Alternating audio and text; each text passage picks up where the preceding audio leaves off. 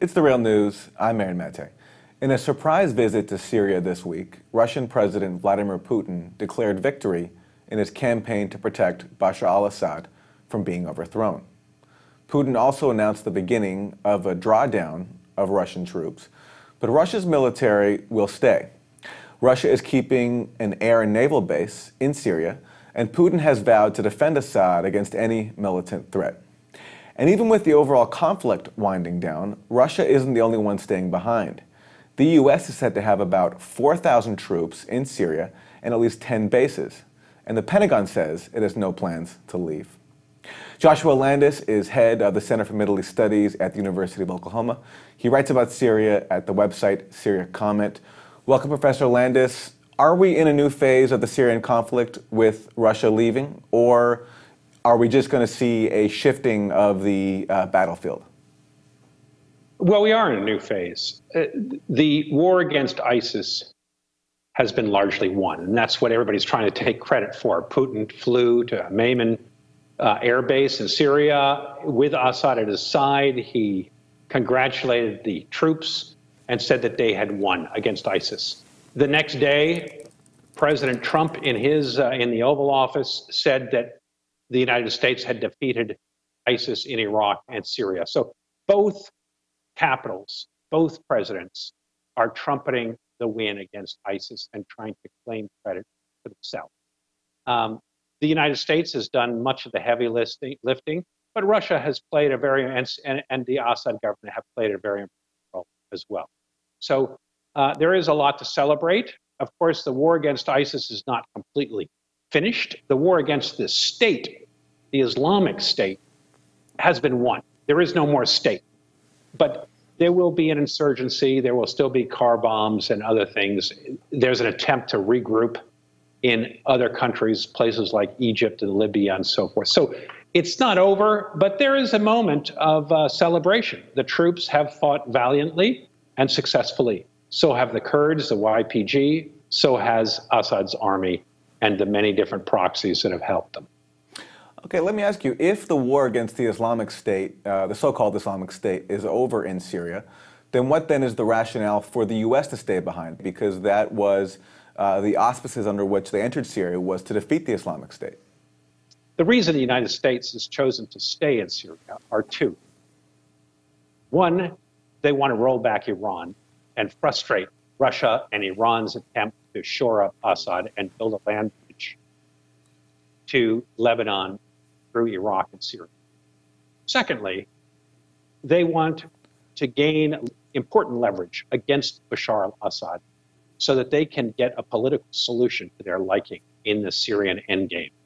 Today, the United States, with the Kurds, the PYD, occupy about 25% of Syria's land, over 50% of its oil, a lot of its water because they have the Euphrates Dam, as well as good agricultural land. So they believe that they have Assad in the palm of their hand. They can squeeze him and force him to make concessions to the Syrian opposition. I don't believe they can. I think Assad will play the long game. He will refuse to negotiate, and that's what we're seeing in Geneva by his refusal to really engage with the opposition. I think he will continue to rely on Russia and Iran to support him financially, and he will not make concessions to the Kurds. I expect he thinks he can drive America out over time.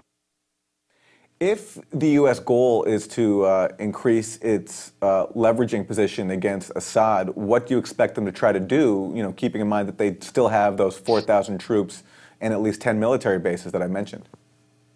Well, they're not going to help with reconstruction. They're going to keep very difficult sanctions on so that money cannot flow into. They're going to beggar Syria. They're going to do what they've done for the last 20 years through sanctions, which is to try to make him poor enough that there's continued political unrest, terrorism inside Syria. They won't, I don't think, financially and militarily help the Syrian opposition, but they're going to make life as miserable as they can in Syria and hope that this forces the Russians and the Iranians and so forth to put pressure on Assad to make concessions. You mentioned Lebanon. If part of the goal here is to squeeze Iran, as you also mentioned, then do you see any part of the proxy fight that has been Syria now shifting to Lebanon? I mean, certainly we've already seen some indication of that with this failed Saudi effort to get Hariri to resign in a bid to weaken Hezbollah. Yes, there are significant voices now being raised that want to turn up the pressure on Lebanon. They see Lebanon as a vulnerable spot where Iran has a lot of power, Hezbollah has power. The attempt, there are a number of think tanks that are calling for the United States to begin sanctioning Lebanon and putting economic pressure on. There are warning signals that Israel could go to war. At least that's what a lot of people are suggesting. I don't think Israel has any interest to go to war against Hezbollah. Israel's in a very secure position. It can bomb Hezbollah at will and bomb Syria at will. So it can create red lines, which it's been doing. It's bombed Syria over almost 100 times since the war began. Israel doesn't have to engage in a big war to destroy Hezbollah. But that's what some people are suggesting, and we saw that this was just put forward by Secretary of Defense Gates, ex-Secretary of Defense Gates, who said that he were very worried that Israel might attack Hezbollah. So those balloons are being raised. I don't think they will amount to much, but you can never tell. Finally, Professor Landis, you mentioned think tanks now becoming popular amongst the think tank circles to push for destabilizing Lebanon. I'm wondering if these are the same think tanks that were advocating for so long for the U.S. to arm the Syrian militants fighting Bashar al-Assad and who helped fuel the proxy conflict there. And if so, I'm wondering just your thoughts on what the state of Syria now says about the wisdom of pro-interventionist think tanks that push for war in Syria. Yes, these are think tanks such as the Hudson Institute, Enterprise, Defense of Democracy, many that are funded either by pro-Israeli groups or very conservative, and or by Saudi and Gulf money. So these are many of the same voices and people who pushed for the invasion of Iraq under George Bush. They want to really tear up the anti-American parts of the United States and stick it to America's enemies, such as Assad and Iran and Russia. And Lebanon seems like an easy place to do that. We'll leave it there. Joshua Landis, head of the Center for Middle East Studies at the University of Oklahoma. He writes about Syria at the website Syria Comment. Professor Landis, thank you. It's a pleasure being with you. Thank you. And thank you for joining us on The Real News.